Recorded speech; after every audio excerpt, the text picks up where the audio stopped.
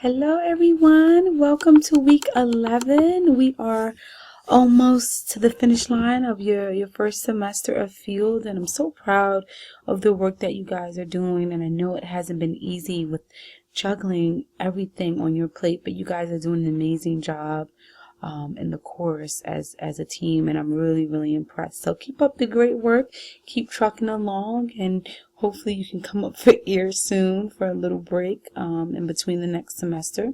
So for week 11, you have primarily just one assignment due by Sunday by 11:59, and this is in regards to the eco map template. So I'm going to pull that up just so you guys can kind of see what I'm talking about. And so what you're going to do is, an eco map is very similar to a genogram in that you are going to pick a client or kind of role play with your field instructor if you don't have, a client on your caseload as of right now. And what you're going to do is you're going to put your client's name right here in the big circle. And then what you're going to do is in the smaller circles, you're going to put some type of social emotional relationship to the community on maybe a micro level, which is more of an individual family type of situation, maybe a macro level being school, more like a meso level being school, and maybe a macro level we'll talk about maybe government funding and resources and those types of things. So it can vary. So you might put, let's just say if I were doing it for one of my students, I would put their information here, just kind of like their name, their age, and maybe their ethnicity, just to have a little background information.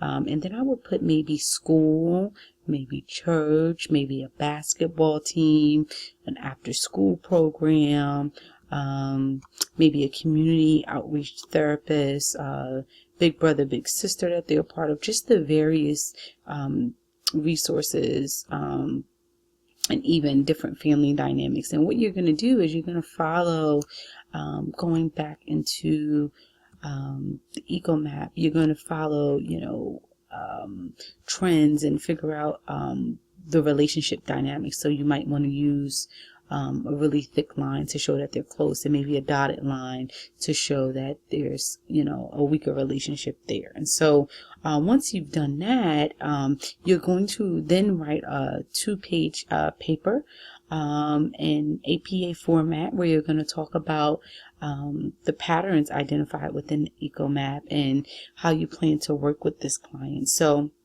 for my client, for example, is I notice a trend between their behavior and relationship status at school, but also in the community, at church, and at home with their family. So there's this whole triad of macro level of impact in their lives, but right now it's not healthy. So then I would draw like a dotted line and then kind of make that accusation and kind of process that on why that is and why that exists, and how I plan to kind of resolve that. So that's just an example to kind of work with if you guys are feeling stuck with this activity.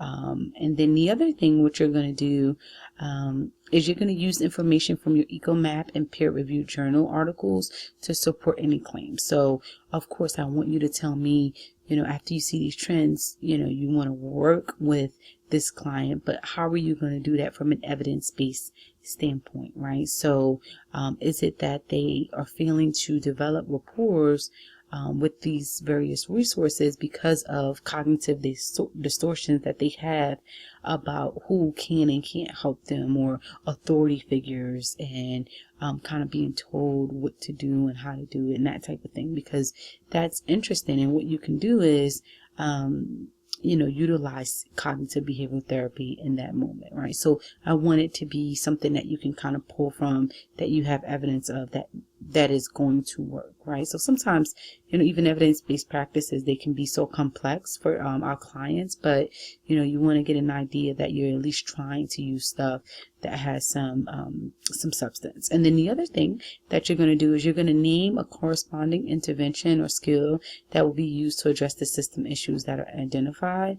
So describe any family boundaries, attitudes, or values and beliefs that the client may hold that influence you regarding which intervention skills is most appropriate for this client, and support your intervention choice with information from peer-reviewed articles.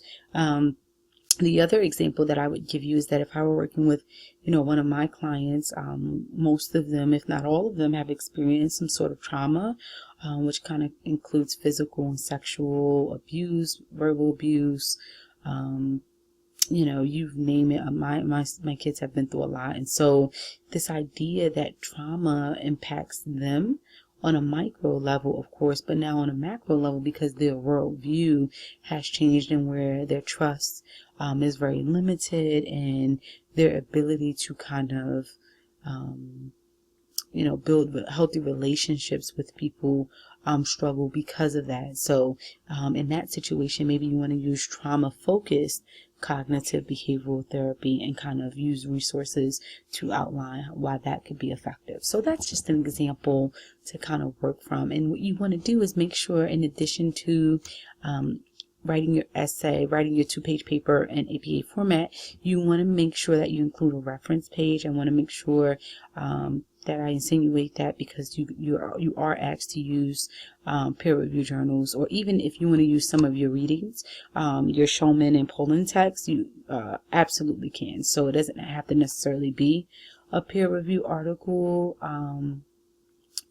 If you have, proof from other resources, that's fine as well. So that's your assignment for this week. I also have just a couple of friendly reminders, and the first one is just making sure that you're reminding your field instructors to fill out your evaluation. So if you have a task supervisor, that is not going to be the person who would fill out your evaluation.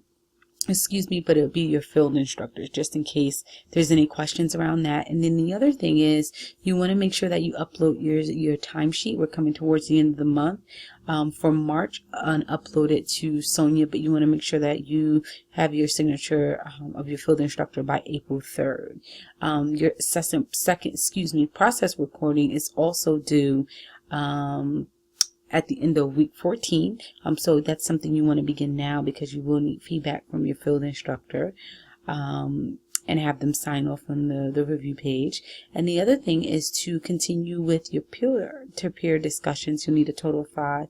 You guys have been doing great with that, but just in case you need a couple more, I wanted to send that reminder out. And the other thing is you want to make sure that you meet with me at least one time this semester, if not twice. I know I've been able to squeeze in some second go-arounds, but I really want to at least, at minimum, get a chance to talk with everyone. And I know everyone's schedule has been really busy. So if you can do me a huge favor, I will be sending out an email by the end of this week to try to squeeze in the first rounds within the next 2 weeks. So if you guys know that you haven't spoken with me yet, please feel free to send me some times and dates that work well for you and your field instructor. That way it's kind of easier to kind of orchestrate without having to go back and forth and an email. So that's the other thing. And then this week we will not be having our live field discussion. I haven't had anyone RSVP thus far, and I know it's late on Tuesday, so I wanted to be mindful of everyone's schedule. So yeah, if you cannot attend, no worries, no pressure. We've actually been having more success this semester in this course with getting people to come out than I've had previously, so I'm a-okay with that.